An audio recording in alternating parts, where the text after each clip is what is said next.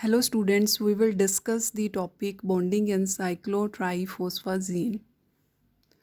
In this structure, the sigma bond formation of the cyclotriphosphaziene is shown.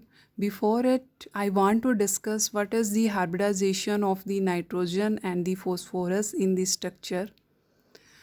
As you know, the nitrogen has the 5 valence electron in its shell. The 2 electrons that are present in the 2s orbital is act as a lone pair as shown in this structure, and the three electrons that are present in the 2p orbital, out of these 3 electrons, the 2 electrons are involved in the sigma bond as shown in it. This nitrogen form the 2 sigma bond with these neighboring phosphorus atom, and the 1 electron that is left in the 2pz orbital is act as a pi electron and form the pi bond with this phosphorus. As you know, the pi bond is not involved in the hybridization, so the hybridization of this nitrogen is the sp2. Similarly, the phosphorus has the 5 electron in its valence shell. Out of 5, the 4 electrons are involved in the sigma bond. As shown in it, the 2 electron form the sigma bond with this neighboring nitrogen atom, and the remaining 2 electrons are also involved in the sigma bond with any of the substituent. So there is the presence of the 1 electron in the 3D that is involved in the pi bond. So there will be the interaction between the 2 pz electron of the nitrogen atom with the 3D electron of the phosphorus atom.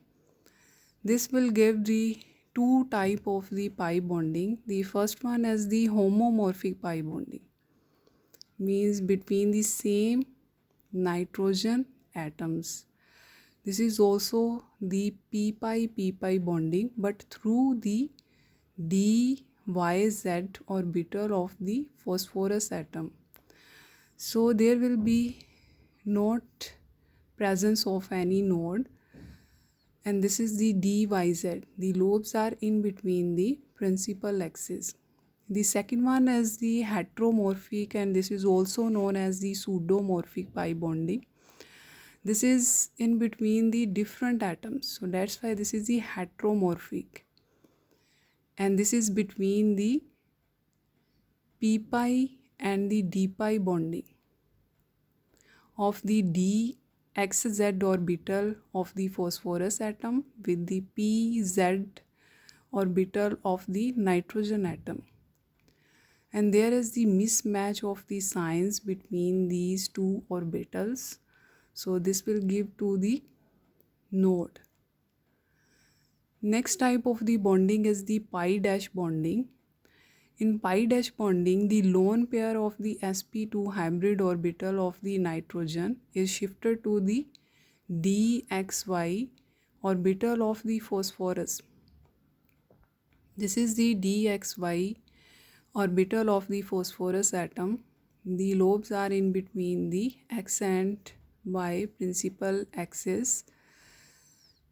And next is the lone pair of the sp2 hybrid orbital of the nitrogen is also denoted to the vacant dx square minus y square orbital of the phosphorus atom. The lobes are along the x and y principal axis. So according to Dewar, the dxz and the dyz orbital of the phosphorus are hybridized to give the two orbitals that are the localized 3 center bond around each nitrogen atom. The delocalization of the electron is not continuous as in the aromatic compound like the benzene. There is the interruption at every phosphorus atom. So this is the island of the pi character. So there will be the presence of the node at each phosphorus atom. there are these 3 phosphorus atoms, so there will be the presence of the 3 nodes. So students, this is all about the bonding in cyclotriphosphaziene. Thank you so much.